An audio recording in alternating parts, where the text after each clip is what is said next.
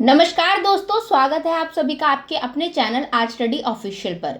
तो दोस्तों, आज की वीडियो में हम बात करेंगे हरियाणा और जम्मू कश्मीर विधानसभा चुनाव के नतीजों पर।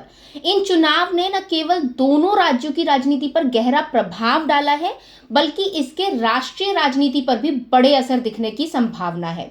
तो आज अपने इस वीडियो में हम डिटेल में बात करेंगे कि जम्मू कश्मीर में नेशनल कॉन्फ्रेंस और कांग्रेस का गठबंधन कैसे सत्ता में आया, हरियाणा में भाजपा की रिकॉर्ड जीत क्या संकेत देती है और आने वाले महाराष्ट्र और झारखंड विधानसभा चुनाव पर इस चुनाव का क्या असर हो सकता है।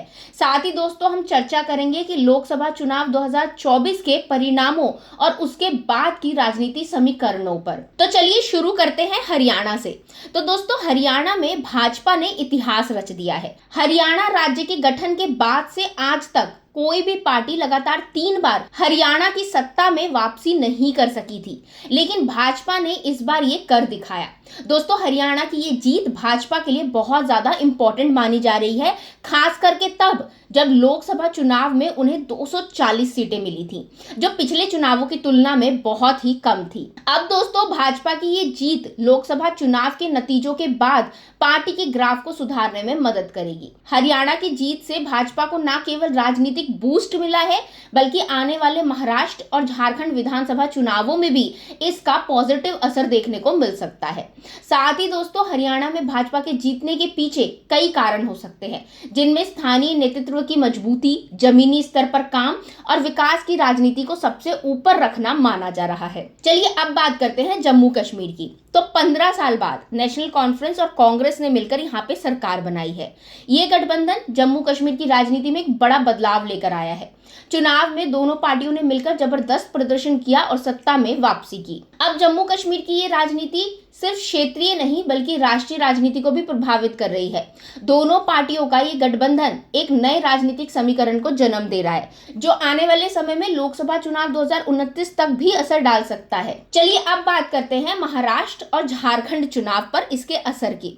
तो दोस्तों, हरियाणा और जम्मू कश्मीर के चुनावी नतीजों का असर अब सीधे महाराष्ट्र और झारखंड पर दिखने वाला है। महाराष्ट्र में महायुति की सरकार है, जिसमें शिवसेना, भाजपा और अजीत पवार का एनसीपी गुट शामिल है। लेकिन यहाँ भाजपा के सामने सबसे बड़ी चुनौती है एंटी इनकम्बेंसी और मराठा आंदोलन। वहीं बात करें अगर झारखंड की, तो झारखंड में महागठबंधन की सरकार है, जिसमें झारखंड मुक्ति मोर्चा यानी कि जेएमएम, कांग्रेस और वाम दल शामिल है। भाजपा को यहां सत्ता हासिल करने के लिए संथाल परगना और कोल्हान प्रमंडल की 32 सीटों पर जोर देना होगा, क्योंकि पिछले चुनाव में इन इलाकों में भाजपा कमजोर रही थी। चलिए दोस्तों, अब बात करते हैं आगामी विधानसभा उपचुनाव और 2025 के विधानसभा चुनाव की। तो आने वाले समय में देश के कई हिस्सों में विधानसभा उपचुनाव होने वाले हैं, खास करके उत्तर प्रदेश, राजस्थान, बिहार, पंजाब, मध्य प्रदेश और छत्तीसगढ़ में। अब इन उपचुनावों में भी भाजपा की भूमिका अहम होगी।